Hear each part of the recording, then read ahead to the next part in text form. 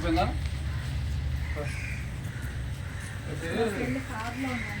సరే పర్వాలేదు కానీ చెప్పొద్దు, నేను వస్తున్నాను.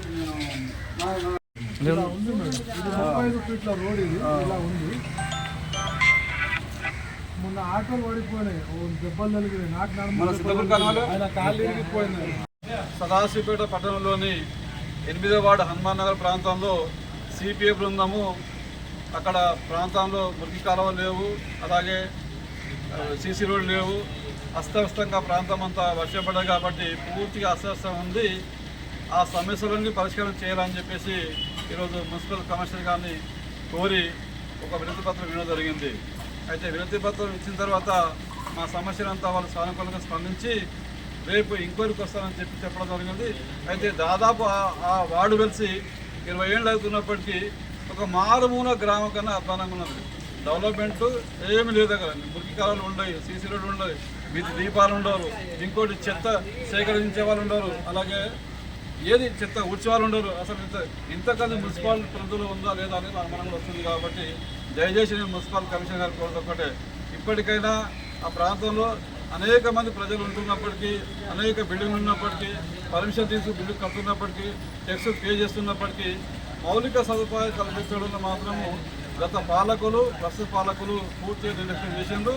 అందుకే సిపిఐ రోజు వాళ్ళకు ఒక డిమాండ్ చేస్తుంది, వెంటనే మీరు ఆ ప్రాంతంలో వెళ్ళి ఇన్స్పెక్షన్ చేసేసి ఆ మురికి కాలువలు లేదంటే తాత్కాలికంగా కంకర కానీ మురం కానీ పోసి వాళ్ళకు రాకపోకలకు ఇబ్బంది కలగకుండా చూడాలని డిమాండ్ చేసుకుంటూ, లేని పక్షంలో రాబోయే కాలంలో ఆ వార్డు ప్రజలను స్వీకరించి ఈ మున్సిపల్ కార్యాలయాన్ని ముట్టడిస్తామని హెచ్చరిస్తున్నాం.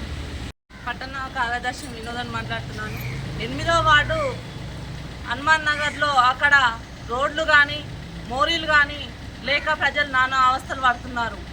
ఆల్రెడీ ఇప్పుడు గతంలో ఉన్నట్టు ఎన్నో రోగాలు సమస్యలు వస్తున్నాయి. చిన్నపిల్లలకి డెంగ్యూ, మలేరియా అని హాస్పిటల్ పాలవుతున్నారు. కాబట్టి కమిషనర్ గారికి ఈరోజు వినతి పత్రం ఇచ్చినాము. ఇచ్చిన వెంటనే వాళ్ళకి చాలా సమస్యగా ఉంది. కాబట్టి road first of all road చేయాలి. తర్వాత మోరీ అంటే టైం పట్టినా సరే కానీ రోడ్డు ముందుకు రావాలి.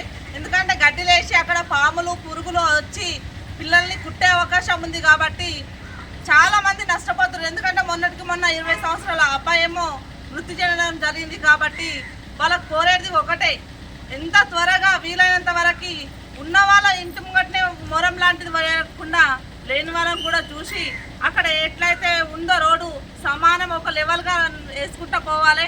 అలాగే లేని పక్షాన పిల్లలు, పెద్దలు అందరినీ కూడా తీసుకొని వచ్చి ఇదే కమిషనర్ ఆఫీస్ ముంగట ముట్టడి చేస్తామని చెప్పేసి సిపిఐగా డిమాండ్ చేస్తున్నారు. రెండోది, మాకు ఈ సింగపూర్ కాలనీ ఇన్స్టలేషన్ కదా సడన్గా కూడా చక్కగా వస్తాయి. అందులో ఒక ట్యాప్ దాదాపు 100 మంది ఉంటారు. అందులో 7 ఏళ్ళ మీకు కొత్త